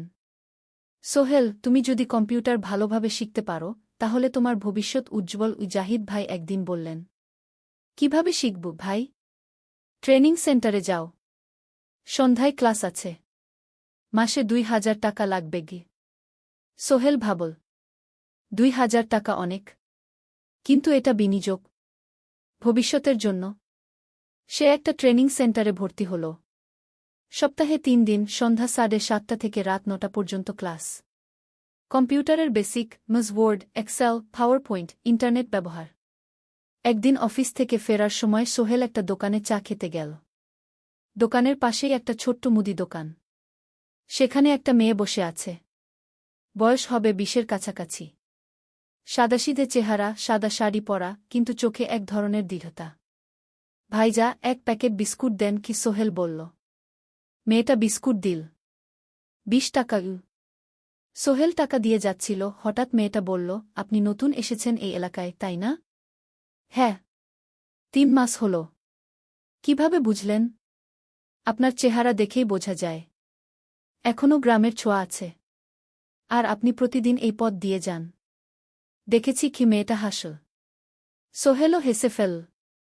আপনি খুব পর্যবেক্ষক মনে হচ্ছে গি। জীবনে অনেক কিছু দেখেছি, তাই মানুষকে চিনতে শিখেছি গি। আপনার নাম? মিনা। এই দোকান আমার বাবার। উনি অসুস্থ, তাই আমি দেখছি গু। সেদিন থেকে সোহেল প্রায়ই সেই দোকানে যেতে শুরু করল। মিনার সাথে গল্প করত। ধীরে ধীরে তাদের মধ্যে একটা বন্ধুত্ব তৈরি হল। মিনাও তার জীবনের গল্প বলল। মিনার মা মারা গেছেন যখন সে মাত্র 7 বছরের। বাবা আব্দুল হামিদ একা হাতে মিনাকে বড় করেছেন। মুদি দোকান দিয়ে সংসার চালান। মিনা কলেজে পড়ে, অনার্স 2nd ইয়ার। সকালে কলেজে যায়, দুপুরে ফিরে এসে দোকান সামলায়। বাবার হার্টের সমস্যা আছে, তাই ভারী কাজ করতে পারেন না। তোমার স্বপ্ন কি? একদিন সোহেল জিজ্ঞেস করল। গ্র্যাজুয়েশন শেষ করে একটা ভালো চাকরি করব। তারপর বাবাকে ভালো চিকিৎসা করাব। তুমি? আমিও চাকরি করে পরিবারকে ভালোভাবে দেখভাল করতে চাই। মা আর বোনকে নিয়ে শহরে আনব একদিন গু। দুজনেই নিজেদের স্বপ্নের কথা বলতে গিয়ে বুঝল তাদের স্বপ্ন অনেকটা একই রকম। পঞ্চম অধ্যায়, বিপদ। 6 মাস কেটে গেল। সোহেল এখন আলী সাহেবের খুব প্রিয় কর্মচারী। সে শুধু চাবিস্কুট দেওয়ার কাজই করে না, এখন কম্পিউটারেও কিছু কাজ শিখেছে। ছোটখাটো টাইপিং, ডেটা এন্ট্রি এসব করতে পারে। আলী সাহেব খুশি হয়ে তার বেতন বাড়িয়ে 8,000 টাকা করে দিয়েছেন। একদিন রাতে সোহেল অফিস থেকে ফিরছিল। সেদিন একটু দেরি হয়ে গেছে। রাত প্রায় 9টা। সাধারণত সোহেল সন্ধ্যা 7:30টায় ফিরে। কিন্তু সেদিন অফিসে একটা জরুরি কাজ ছিল। বাস থেকে নেমে সোহেল বাড়ির দিকে হাঁটছিল। হঠাৎ একটা অন্ধকার গলিতে 3 জন লোক তাকে ঘিরে ধরল। তাদের চেহারা দেখেই বোঝা যাচ্ছিল ভালো উদ্দেশ্য নিয়ে আসেনি। টাকা দে, তাড়াতাড়ি, একজন বলল। তার হাতে একটা ছুরি। সোহেল ভয় পেয়ে গেল। ভাই, আমার কাছে খুব কম টাকা আছে গি। যা আছে দে, তাড়াতাড়ি করো। সোহেল কাঁপতে কাঁপতে তার পকেট থেকে 5 টাকা বের করে দিল। এই টাকা দিয়ে সে বাজার করবে ভেবেছিল। কিন্তু ছিনতাইকারীরা সন্তুষ্ট হল না। শুধু 5 টাকা? তোর ব্যাগে কি আছে? তারা সোহেলের ব্যাগ কেড়ে নিল। ব্যাগে ছিল তার মোবাইল, কম্পিউটার ট্রেনিং সেন্টারের সার্টিফিকেট আর কিছু গুরুত্বপূর্ণ কাগজপত্র। না ভাই, ব্যাগটা ফেরত দেন। ওতে আমার জরুরি জিনিস আছে। মোবাইল নিয়ে নেন, কিন্তু ব্যাগটা দেন গু। কিন্তু ওরা শুনল না। একজন সোহেলকে জোরে ধাক্কা দিল। সোহেল পড়ে গেল। মাথা রাস্তার কংক্রিটে ধাক্কা লেগে গেল। রক্ত বের হল। 3 জন দৌড়ে পালিয়ে গেল। কিছুক্ষণ সোহেল অজ্ঞান হয়ে পড়ে রইল। তারপর ধীরে ধীরে জ্ঞান ফিরল। মাথায় প্রচণ্ড ব্যথা। সে উঠে দাঁড়ানোর চেষ্টা করল, কিন্তু মাথা ঘুরছিল। কোনোমতে একটা দেয়াল ধরে দাঁড়াল। একজন পথচারী তাকে দেখে থামল। কি হয়েছে ভাই? ছিনতাই হয়েছে গি? এসো, আমি তোমাকে হাসপাতালে নিয়ে যাই। কিন্তু সোহেল রাজি হল না। না, ঠিক আছি, বাড়ি যেতে পারব। সে কোনোমতে করিম মামার বাড়িতে পৌঁছাল। দরজা খুলেই সালমা আপা চিৎকার করে উঠলেন। ও আল্লাহ! কি হয়েছে? করিম মামা দৌড়ে এলেন। সোহেলকে ভেতরে নিয়ে গেলেন। তার মাথায় জল ঢেলে রক্ত পরিষ্কার করলেন। ক্ষতটা বেশ গভীর। হাসপাতালে যেতে হবে কি? করিম মামা বললেন। তারা একটা অটোরিকশা নিয়ে নিকটস্থ হাসপাতালে গেলেন। ডাক্তার সোহেলের মাথায় 3টা সেলাই দিলেন। বলল, 1 সপ্তাহ বিশ্রাম নিতে হবে। কোনো ভারী কাজ করা যাবে না। হাসপাতাল থেকে ফিরে সোহেল শুয়ে রইল। তার মনে হচ্ছিল সবকিছু শেষ হয়ে গেছে। মোবাইল চলে গেছে, গুরুত্বপূর্ণ কাগজপত্র চলে গেছে। এখন 1 সপ্তাহ অফিস করতে পারবে না। পরদিন সকালে করিম মামা আলী সাহেবকে ফোন করে সব জানালেন। আলী সাহেব বললেন, ঠিক আছে, সোহেল ভালো হয়ে এলে আসবে, চিন্তার কিছু নেই গি। মিনা যখন এই খবর শুনল, সে সন্ধ্যায় সোহেলকে দেখতে এল করিম মামার বাড়িতে। সাথে এনেছিল কিছু ফল। কি হয়েছিল? মিনা চিন্তিত গলায় জিজ্ঞেস করল। সোহেল সব বলল। মিনা রেগে গেল। এই শহরে এখন অনেক অপরাধ বেড়ে গেছে। পুলিশ কিছু করে না। তুমি পুলিশে রিপোর্ট করেছ? না, লাভ নেই। তবুও করা উচিত। তোমার মোবাইলটা হয়তো খুঁজে পাওয়া যাবে গি। করিম মামা সোহেলকে নিয়ে পুলিশ স্টেশনে গেলেন। জেনারেল ডায়েরি করলেন। কিন্তু পুলিশ খুব একটা আশা দিল না। দেখি কিছু করা যায় কিনা গু। সোহেল বুঝল মোবাইল আর ফিরবে না। সেই 1 সপ্তাহ সোহেলের জীবনের সবচেয়ে কঠিন সময় ছিল। সে শুধু শারীরিকভাবেই ক্ষতিগ্রস্ত হয়নি, মানসিকভাবেও ভেঙে পড়েছিল। প্রতিরাতে দুঃস্বপ্ন দেখত। সেই 3 জন ছিনতাইকারীর মুখ ভুলতে পারছিল না। মিনা প্রায় প্রতিদিন আসত। তাকে সাহস দিত। তুমি হাল ছেড়ো না সোহেল। জীবনে এরকম খারাপ সময় আসে। কিন্তু এটা কাটিয়ে ওঠাই হলো আসল বীরত্ব। সোহেলের মা গ্রাম থেকে ফোন করতেন। করিম মামার মোবাইল থেকে। তুই ভালো আছিস তো? সোহেল মাকে সব সত্যি বলেনি। শুধু বলেছে, হ্যাঁ মা, ভালো আছি। একটু জ্বর হয়েছিল। এখন ভালো। 1 সপ্তাহ পর সোহেল আবার অফিসে গেল। আলী সাহেব তাকে দেখে খুশি হলেন। কেমন আছো? ভালো আছি স্যার। ঠিক আছে। তবে প্রথম কয়েকদিন হালকা কাজ করবে সোহেল আবার কাজে মন দিল। কিন্তু একটা জিনিস তাকে খুব কষ্ট দিচ্ছিল, তার মোবাইল নেই। মায়ের সাথে কথা বলতে পারছে না নিয়মিত। করিম মামার মোবাইল চাইতে সংকোচ লাগে। একদিন জাহিদ ভাই তাকে ডাকলেন। সোহেল, আমার একটা পুরনো মোবাইল আছে, তুমি ব্যবহার করো? না ভাই, আমি নাও, আমার কাজে লাগছে না, তুমি রাখো সোহেল কৃতজ্ঞতায় প্রায় কেঁদে ফেল। ধন্যবাদ ভাই। মোবাইল পেয়ে সোহেল প্রথমেই মাকে ফোন করল। মা খুব খুশি হলেন। এতদিন ফোন করিসনি কেন? মা, মোবাইলটা নষ্ট হয়ে গিয়েছিল, নতুন নিয়েছি। মায়ের গলায় স্বস্তি ফুটে উঠল। ষষ্ঠ অধ্যায়, নতুন সুযোগ। আরও 3 মাস কেটে গেল। সোহেল পুরোপুরি সুস্থ হয়ে গেছে। তার জীবন আবার স্বাভাবিক হয়ে এসেছে। সে এখন কম্পিউটার ট্রেনিং শেষ করেছে, সার্টিফিকেট পেয়েছে। কিন্তু একটা ঘটনা তার জীবনে বড় পরিবর্তন নিয়ে এলো। একদিন সকালে আলী সাহেব তাকে ডাকলেন। সোহেল, বসো। সোহেল বসল। মনে একটু ভয় লাগছিল। আলী সাহেব কি তাকে বকবেন? সোহেল, তুমি তো এখন কম্পিউটার চালাতে পারো? জি স্যার, একটু একটু শিখেছি। ভালো, আমি তোমার কাজ দেখছি। তুমি খুব পরিশ্রমী আর সৎ। আমাদের কোম্পানিতে এরকম মানুষের দরকার। সোহেল কিছু বুঝতে পারছিল না। আমি তোমাকে একটা সুযোগ দিতে চাই। আমাদের কোম্পানি একটা ট্রেনিং প্রোগ্রাম চালু করছে নতুন কর্মচারীদের জন্য। 6 মাসের কোর্স। কম্পিউটার অ্যাকাউন্টিং, ভবন নির্মাণের হিসাব নিকাশ, প্রজেক্ট ম্যানেজমেন্ট সব শিখবে। কোম্পানি সব খরচ দেবে। ট্রেনিংয়ের সময় তোমার বেতনও চলবে। রাজি আছো? সোহেল বিশ্বাস করতে পারছিল না। স্যার, সত্যি? আমাকে এত বড় সুযোগ দিচ্ছেন? হ্যাঁ। তুমি ভালো ছেলে, পরিশ্রমী। আমি তোমাকে এগিয়ে দিতে চাই। ভবিষ্যতে তুমি এই কোম্পানির একজন গুরুত্বপূর্ণ কর্মচারী হবে।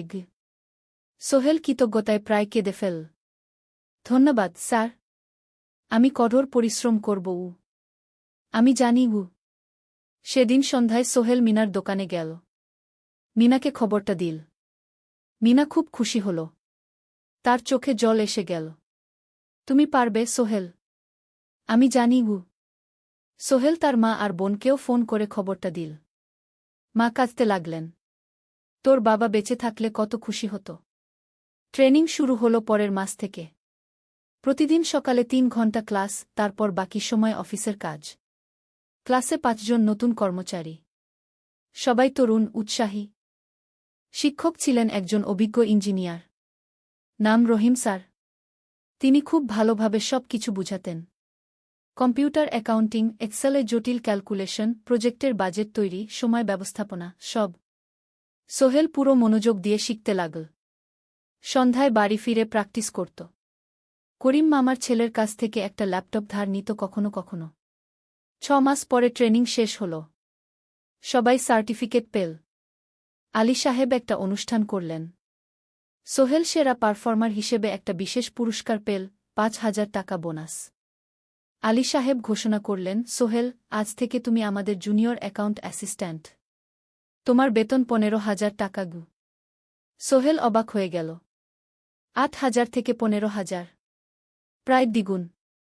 সেদিন রাতে সোহেল ঘুমাতেই পারল না। খুশিতে, উত্তেজনায় তার চোখে ঘুম নেই। সে ভাবল তার জীবন কিভাবে বদলে যাচ্ছে। 2 বছর আগে যে রিকশা চালাত, আজ সে একটা নামকরা কোম্পানির অ্যাকাউন্ট অ্যাসিস্ট্যান্ট। 7ম অধ্যায়, প্রেম ও প্রস্তাব। 1.5 বছর হয়ে গেল সোহেলের চট্টগ্রাম আসার। সে এখন একজন সফল যুবক। তার মা গ্রামে খুব খুশি। প্রতি মাসে সোহেল 10,000 টাকা পাঠায়। ছোট বোন ঋতু এখন কলেজে ভর্তি হয়েছে সোহেলের পাঠানো টাকায়। মায়ের চিকিৎসাও ভালোভাবে হচ্ছে। মিনার সাথে সোহেলের সম্পর্ক এখন আর শুধু বন্ধুত্ব নয়। দুজন দুজনকে ভালোবাসে। কিন্তু কেউ কাউকে সরাসরি বলার সাহস পায়নি। প্রতিদিন দেখা হয়, গল্প হয়, কিন্তু সেই একটা কথা বলা হয়ে ওঠে না। একদিন শুক্রবার ছুটির দিন। সোহেল মিনাকে বলল, আজ কি একটু ঘুরতে যাবে? কোথায়? পতেঙ্গা বিচ। তুমি কি কখনো গেছ? না। কিন্তু আমার দোকান। শুক্রবার। তোমার বাবা সামলাবে গু। মিনা রাজি হয়ে গেল। দুপুরে দুজনে বাস নিয়ে পতেঙ্গা গেল। সমুদ্র দেখে মিনা অবাক হয়ে গেল। কি সুন্দর! দুজনে বালিতে বসল। ঢেউয়ের শব্দ শুনতে শুনতে গল্প করছিল। হঠাৎ সোহেল বলল, মিনা, তোমার সাথে কিছু বলার ছিল। বলো। সোহেল একটা লম্বা শ্বাস নিল। তুমি জানো আমি তোমাকে ভালোবাসি। মিনা হাসল। তার চোখ ভিজে গেল। জানি। আমিও তোমাকে ভালোবাসি সোহেল। সোহেল অবাক হয়ে গেল। সত্যি? হ্যাঁ। অনেকদিন ধরেই জানি। তুমি আমার জীবনে এসে সব কিছু বদলে দিয়েছ। তোমার সাথে থাকলে আমার মনে হয় আমি যে কোনো কিছু করতে পারব। দুজনে কিছুক্ষণ চুপ করে বসে রইল। সমুদ্রের ঢেউ এসে পায়ে লাগছিল। সূর্য পশ্চিমে ঢলে পড়ছে। আকাশ লালকুমলা হয়ে গেছে। কিন্তু আমার বাবার সাথে কথা বলতে হবে কি? মিনা বলল। আমি তৈরি। যখন বলবে তখন বলব। পরের সপ্তাহে সোহেল মিনার বাবার সাথে কথা বলল। আব্দুল হামিদ সাহেব প্রথমে একটু দ্বিধা করলেন। তুমি কোনো পরিবারের ছেলে? তোমার বাবা কি করতেন? সোহেল সব সত্যি বলল। তার বাবা ছিলেন স্কুল শিক্ষক। মারা গেছেন 10 বছর আগে। মা গ্রামে থাকেন। ছোট বোন কলেজে পড়ে। তুমি নিজে কি করো? আমি আলামিন কনস্ট্রাকশন কোম্পানিতে জুনিয়র অ্যাকাউন্ট অ্যাসিস্ট্যান্ট। মাসে 15,000 টাকা বেতন। আব্দুল হামিদ সাহেব ভাবলেন। তারপর বললেন, দেখো মিনা আমার একমাত্র সন্তান। তার মা নেই। আমি একা তাকে বড় করেছি। আমি চাই মিনা একজন ভালো ছেলের সাথে বিয়ে হোক। তুমি দেখতে ভালো ছেলে মনে হচ্ছে। কিন্তু আমাকে তোমার মায়ের সাথে দেখা করতে হবে। তোমার পরিবারকে জানতে হবে। জি আঙ্কেল। আমি ব্যবস্থা করছি। সোহেল খুশিতে আটখানা। সে সেদিন রাতেই তার মাকে ফোন করল। মাকে সব বলল। মা প্রথমে অবাক হলেন। তারপর খুশি হলেন। মিনা মেয়েটা কেমন? খুব ভালো মা। তুমি দেখলে পছন্দ করবে। ঠিক আছে। আমি আর ঋতু আসছি চট্টগ্রাম। 2 সপ্তাহ পর সোহেলের মা আর বোন চট্টগ্রাম এলো। সোহেল তাদের নিয়ে মিনার বাড়িতে গেল। 2 পরিবার একসাথে বসল। মিনার বাবা সোহেলের মাকে দেখে খুশি হলেন। সোহেলের মা সহজ সরল ভদ্রমহিলা। আপনার ছেলে খুব ভালো। মিনা তাকে পছন্দ করে। আমিও রাজি। আব্দুল হামিদ সাহেব বললেন। আমার সোহেল সৎ ছেলে। মিনাকে খুব ভালোবাসে। আমি জানি ও মিনাকে সুখে রাখবে। কি? সোহেলের মা বললেন। বিয়ের তারিখ ঠিক হল 3 মাস পর। এই 3 মাসে সোহেল যথেষ্ট টাকা জমাবে। বিয়ে হবে সাদামাটা কিন্তু সুন্দর। 8ম অধ্যায়, নতুন পথ। 3 মাস কেটে গেল দ্রুত। সোহেল প্রতিদিন কঠোর পরিশ্রম করছিল। অফিসে তার কাজের প্রশংসা হচ্ছে। আলী সাহেব তাকে এখন ছোটখাটো প্রজেক্টের হিসাব দেখতে দিচ্ছেন। সোহেল তার সঞ্চিত টাকা দিয়ে বিয়ের আয়োজন করল। বিয়ে হল মিনার বাড়ির কাছের একটা কমিউনিটি সেন্টারে। খুব বেশি লোক আসেনি। 2 পরিবারের আত্মীয় স্বজন আর অফিসের কয়েকজন সহকর্মী। কিন্তু অনুষ্ঠান ছিল খুব সুন্দর। সোহেল যখন মিনাকে বিয়ের পোশাকে দেখল, তার মনে হল পৃথিবীর সবচেয়ে সুন্দর মেয়ে সে। লাল শাড়ি পরা, মুখে হালকা মেকআপ, কিন্তু তার স্বাভাবিক সৌন্দর্য ছিল আসল।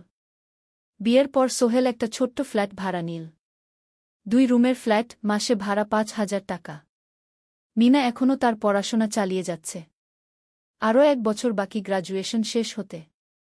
সোহেলের মা আর বোন গ্রামে ফিরে গেল। মা বলে গেলেন, সোহেল, মিনাকে ভালো রাখিস। মেয়েরা অনেক ত্যাগ করে সংসার করতে। জানি মা। নতুন জীবন শুরু হল। সোহেল সকালে অফিসে যায়, সন্ধ্যায় ফেরে। মিনা সকালে কলেজে যায়, দুপুরে ফিরে রান্না করে, ঘর গোছায়। সন্ধ্যায় দুজনে একসাথে বসে পড়াশোনা করে, গল্প করে, টিভি দেখে। জীবন সুন্দর ছিল। কিন্তু চ্যালেঞ্জও ছিল। মাসিক খরচ, ভাড়া 5,000, বাজার 3,000, বিদ্যুৎ গ্যাস 1,000, মায়ের জন্য 5,000, মিনার কলেজের খরচ 1,200। মোট প্রায় 14,000 টাকা। বাঁচত মাত্র 1,000 খানেক। কিন্তু সোহেল হাল ছাড়ল না। সে সন্ধ্যায় একটা কম্পিউটার ট্রেনিং সেন্টারে পার্ট টাইম পড়ানো শুরু করল। সপ্তাহে 3 দিন 2 ঘন্টা করে। এতে মাসে আরও ৩,০০০ টাকা আসতে লাগল। মিনাও বসে থাকল না। সে বাড়িতে বসে কয়েকজন স্কুলের ছাত্রছাত্রীকে টিউশন পড়াতে শুরু করল। মাসে ২,০০০ টাকা আয়। এভাবে কেটে গেল ৬ মাস। দুজন মিলে পরিবার চালাচ্ছে, স্বপ্ন দেখছে। একদিন সোহেল বলল, মিনা, আমি একটা নতুন স্বপ্ন দেখছি গু। কি? আমি নিজে একটা ছোট্ট কনস্ট্রাকশন কোম্পানি খুলতে চাই। ছোট ছোট প্রজেক্ট নেব। বাড়ি মেরামত, ছোট বিল্ডিং বানানো, এসব। তোমার কি যথেষ্ট অভিজ্ঞতা আছে? আছে। আমি ২ বছর ধরে এই কাজের সাথে জড়িত। অনেক কিছু শিখেছি। আর আলী সাহেবও আমাকে সাহায্য করবেন গু। কিন্তু টাকা কোথায়? কোম্পানি খুলতে তো অনেক টাকা লাগবে গি। আমি জমাচ্ছি। আরও ১ বছর কাজ করব। তারপর চেষ্টা করব। মিনা তাকে সমর্থন দিল। তুমি পারবে। তোমার মধ্যে সেই শক্তি আছে গি। নবম অধ্যায়, চ্যালেঞ্জের সময়। কিন্তু ভাগ্য সবসময় অনুকূলে থাকে না। সোহেল যখন স্বপ্ন দেখছিল নিজের কোম্পানি খোলার, তখনই একটা বড় সমস্যা এলো। আলী সাহেবের কোম্পানি একটা বড় প্রজেক্ট পেয়েছিল। একটা ১০তলা বিল্ডিং বানানোর কাজ। কিন্তু প্রজেক্টের প্রধান ইনভেস্টর হঠাৎ পালিয়ে গেল। তিনি কোম্পানির কাছ থেকে প্রায় ৫০ লাখ টাকা নিয়ে গেছেন, কিন্তু কাজ শেষ হয়নি। কোম্পানি বড় ক্ষতির মুখে পড়ল। আলী সাহেব অনেক কর্মচারীকে ছাঁটাই করতে বাধ্য হলেন। প্রায় ১০ জনকে চাকরি থেকে বাদ দিলেন। বাকিদের বেতন কমাতে হল। সোহেলকে আলী সাহেব ডেকে বললেন, সোহেল, আমি তোমাকে রাখতে চাই। তুমি বিশ্বস্ত কর্মচারী। কিন্তু তোমার বেতন কমাতে হবে। ১৫,০০০ থেকে ১০,০০০। সোহেল মনে মনে চিন্তায় পড়ে গেল। ১০,০০০ টাকায় সংসার চলবে কিভাবে? মায়ের খরচ, ভাড়া, বাজার সব মিলিয়ে তো ১৪,০০০ টাকা লাগে। কিন্তু সে কিছু বলল না। ঠিক আছে স্যার। বাড়ি ফিরে সোহেল মিনাকে সব বলল। মিনা চিন্তিত হয়ে গেল। এখন কি হবে? চিন্তা করো না।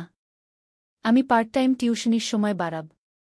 আর তুমিও বেশি করে টিউশন নাও। কিন্তু আমার তো পড়াশোনাও আছে গি। জানি। কিন্তু এখন এটাই করতে হবে গু। সোহেল সন্ধ্যায় আরও ২টো জায়গায় পার্ট টাইম কাজ খুঁজল। একটা দোকানের সন্ধ্যায় হিসাব দেখার কাজ পেল। মাসে ২,০০০ টাকা। আরেকটা জায়গায় সপ্তাহান্তে কম্পিউটার রিপেয়ারের কাজ পেল। মাসে ১,৫০০ টাকা। মিনাও ৩ জন নতুন স্টুডেন্ট নিল টিউশনে। তার আয় বাড়ল ২,০০০ থেকে ৩,৫০০। কঠিন সময় ছিল। সোহেল সকাল ৮টায় অফিসে যেত, সন্ধ্যা ৬টায় ফিরত। তারপর একটু বিশ্রাম নিয়ে ৭:৩০টায় বের হতো পার্ট টাইম কাজে। রাত ১০টায় বাড়ি ফিরত। রবি-সোমবার কম্পিউটার রিপেয়ারের কাজ। মিনাও সকালে কলেজে যেত, দুপুরে ফিরে রান্না করত, তারপর বিকেলে টিউশন পড়াত। রাতে খাওয়া দাওয়ার পর পড়াশোনা করত। দুজনেরই শরীর খারাপ হতে শুরু করল। সোহেল একদিন অফিসে অজ্ঞান হয়ে পড়ে গেল। ডাক্তার দেখাতে নিয়ে গেল। ডাক্তার বলল, অতিরিক্ত পরিশ্রম। শরীরে পুষ্টির অভাব। ঠিকমতো খাচ্ছেন না মনে হচ্ছে গি। সত্যি কথা, খরচ বাঁচাতে সোহেল আর মিনা অনেক সময় কম খেত। মাংস মাছ কিনত সপ্তাহে একদিন। বাকি সময় শাকসবজি, ডাল। মিনা সোহেলকে বলল, আর নয় সোহেল। তুমি এভাবে নিজেকে শেষ করে ফেলছ। আমার পড়াশোনা বন্ধ করে দিই। আমি ফুল টাইম চাকরি করি গি। না, সোহেল জোর দিয়ে বলল। তোমার পড়াশোনা বন্ধ হবে না। আরও মাত্র ৬ মাস বাকি। তুমি গ্রাজুয়েট হবেই গি। কিন্তু তুমি। আমি ঠিক হয়ে যাব। চিন্তা করো না গে। কিন্তু পরিস্থিতি আরও খারাপ হলো যখন সোহেলের মায়ের অসুখ হল।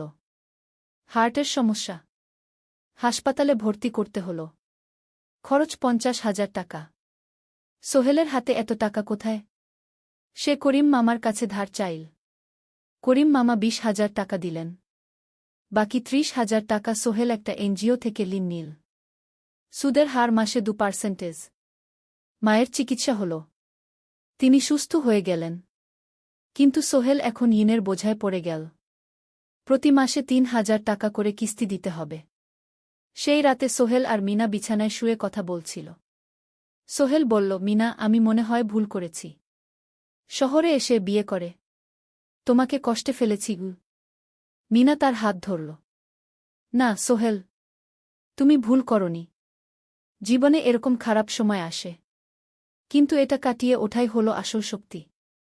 আমরা একসাথে আছি, একসাথে থাকব, সবকিছু ঠিক হয়ে যাবে।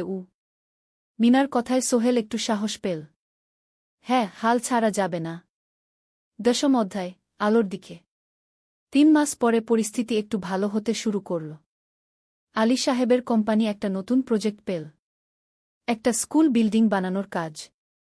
কোম্পানি আবার স্থিতিশীল হতে শুরু করল। আলী সাহেব সোহেলকে ডেকে বললেন, সোহেল, আমি তোমার কঠোর পরিশ্রম দেখেছি। খারাপ সময়েও তুমি কোম্পানি ছেড়ে যাওনি। আমি কৃতজ্ঞ। আজ থেকে তোমার বেতন আবার 15,000 টাকা। সোহেল খুশি হয়ে গেল। ধন্যবাদ স্যার।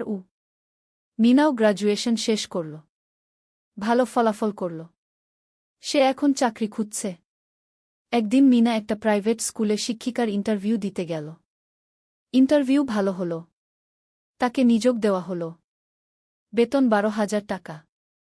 সেদিন সন্ধ্যায় দুজনে মিলে একটা ছোট্ট পার্টি করল। একটা বিরিয়ানি কিনল, কোমল পানীয় কিনল। দুজনে মিলে খেল। আমরা পেরেছি, সোহেল মিনা বলল। হ্যাঁ, আমরা পেরেছি। এখন দুজনের মিলিয়ে আয় 27,000 টাকা। খরচ চালানোর পর প্রায় 10,000 টাকা বাঁচে। সোহেল এই টাকা দিয়ে লোন শোধ করতে শুরু করল। পার্ট টাইম কাজগুলো ছেড়ে দিল।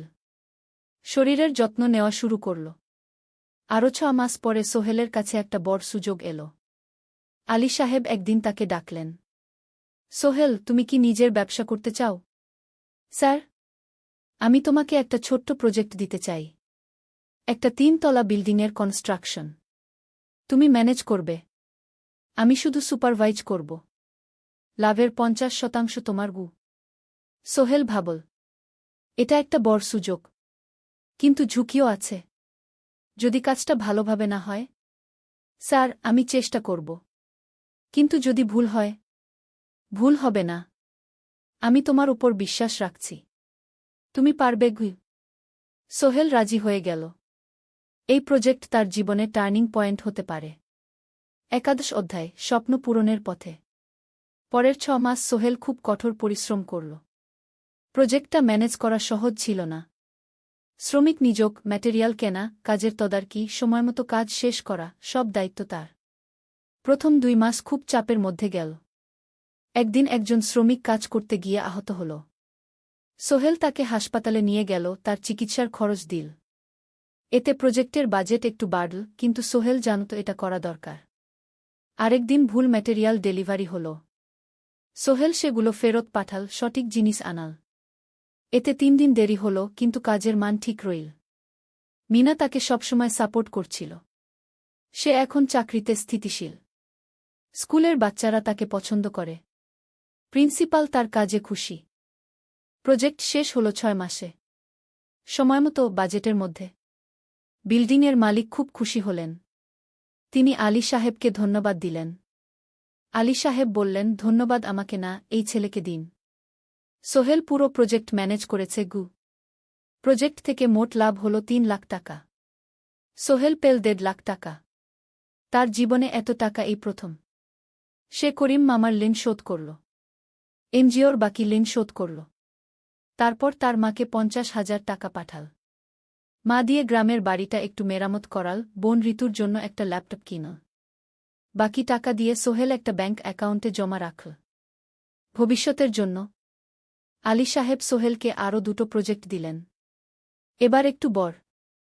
সোহেল আত্মবিশ্বাসের সাথে সেগুলোও শেষ করল। 2 বছর পরে সোহেল সিদ্ধান্ত নিল, এবার নিজের কোম্পানি খোলার সময় এসেছে। 10 অধ্যায়, নতুন শুরু। সোহেল তার সব জমানো টাকা দিয়ে একটা ছোট্ট অফিস ভাড়া নিল। 2 রুমের অফিস। একটা রুমে কাজের জায়গা, আরেকটায় ছোট্ট মিটিং রুম। অফিসের সামনে একটা বোর্ড লাগাল, Sohel construction and development. Mina তাকে সাহায্য করছিল। সে অফিসের অ্যাকাউন্টস দেখত সন্ধ্যায় স্কুল থেকে ফিরে। দুজন মিলে একটা টিম। প্রথমে ছোট ছোট কাজ নিল। বাড়ি মেরামত, দোকান সংস্কার, ছোট বিল্ডিং কনস্ট্রাকশন। কাজের মান ভালো রাখার চেষ্টা করল। সময়মতো শেষ করল। দাম ন্যায্য রাখল। ধীরে ধীরে সোহেলের সুনাম ছড়িয়ে পড়ল। মানুষ তাকে বিশ্বাস করত। তার কাছে নতুন নতুন কাজ আসতে লাগল। প্রথম বছর খুব কষ্ট হল। কখনো লাভ হতো, কখনো লস। কিন্তু সোহেল থেমে থাকল না। সে শিখতে লাগল ব্যবসা কিভাবে চালাতে হয়। দ্বিতীয় বছরে পরিস্থিতি ভালো হল। সোহেল এখন ৩ জন স্থায়ী কর্মচারী নিযোগ দিল। একজন ইঞ্জিনিয়ার, একজন সুপারভাইজার, একজন অফিস সহায়ক। তৃতীয় বছরে একটা বড় প্রজেক্ট পেল। একটা স্কুল বিল্ডিং বানানোর কাজ। ৫ তলা বিল্ডিং। সোহেল পুরো মনোযোগ দিয়ে কাজটা করল। শ্রমিকদের ভালো বেতন দিল, ভালো ম্যাটেরিয়াল ব্যবহার করল, সময়মতো কাজ শেষ করল। স্কুল কর্তৃপক্ষ খুব খুশি হল। তারা সোহেলের কাজের প্রশংসা করল। এই প্রজেক্ট থেকে সোহেল প্রায় ৫ লাখ টাকা লাভ করল। এই টাকা দিয়ে সে আরও ভালো একটা অফিস নিল। আরও কর্মচারী নিযোগ দিল। এখন তার কোম্পানিতে ১০ জন স্থায়ী কর্মচারী। প্রজেক্ট অনুযায়ী আরও শ্রমিক নিযোগ দেওয়া হয়। ১৩ অধ্যায়, পরিবার। এদিকে সোহেল আর মিনার সংসারেও খুশির খবর এল। মিনা গর্ভবতী। ৯ মাস পর তাদের একটা মেয়ে হল। নাম রাখল সারা। সারা যখন জন্মাল, সোহেলের মা আর বোন চট্টগ্রামে এল। মা ১ মাস থেকে গেলেন। মিনাকে সাহায্য করলেন। সোহেল এখন একটা বড় ফ্ল্যাট ভাড়া নিয়েছে। ৩ রুমের ফ্ল্যাট। একটা রুমে সোহেল, মিনা, একটায় সারা, আরেকটায় অতিথি রুম। মায়ের জন্য সোহেল সিদ্ধান্ত নিল তাকে চট্টগ্রামে নিয়ে আসবে। গ্রামে একা থাকা ঠিক না। কিন্তু মা রাজি হলেন না। না বাবা, আমি গ্রামেই থাকব। এখানে আমার পরিচিত মানুষ আছে। তোর বোনকে নিয়ে যা। ও ঢাকায় পড়ছে, চট্টগ্রামে এনে ভালো কোথাও ভর্তি করিয়ে দেগি। সোহেল তাই করল। ঋতুকে চট্টগ্রাম বিশ্ববিদ্যালয়ে ভর্তি করিয়ে দিল। ঋতু এখন সোহেলের ফ্ল্যাটে থাকে, বিশ্ববিদ্যালয়ে পড়ে। সোহেলের মনে হল তার জীবন এখন পরিপূর্ণ। স্ত্রী, মেয়ে, বোন সবাই তার কাছে। ব্যবসা ভালো চলছে। মা গ্রামে সুখে আছেন। ১৪ অধ্যায়, সফলতার শিখরে। ৫ বছর কেটে গেল। সোহেল এখন একজন সফল উদ্যোক্তা। তার কোম্পানি কি সোহেল কনস্ট্রাকশন অ্যান্ড ডেভেলপমেন্ট এখন চট্টগ্রামে বেশ পরিচিত। প্রায় ৩০ জন কর্মচারী তার অধীনে কাজ করে। সোহেল এখন শুধু ছোট প্রজেক্ট করে না, বড় বড় প্রজেক্টও করে। একটা ৮ তলা বিজনেস কমপ্লেক্স বানানোর কাজ পেয়েছে। একটা হাসপাতাল বিল্ডিং বানাচ্ছে। মিনা এখনও স্কুলে পড়ায়। সে এখন ভাইস প্রিন্সিপাল। সাথে সোহেলের কোম্পানির অ্যাকাউন্টস ম্যানেজার। ২ জন মিলে ব্যবসা চালা। সারা এখন ৪ বছরের। স্কুলে ভর্তি হয়েছে। খুব চালাক মেয়ে। ঋতু বিশ্ববিদ্যালয় থেকে গ্রাজুয়েট হয়ে একটা ব্যাংকে চাকরি পেয়েছে। একদিন আলী সাহেব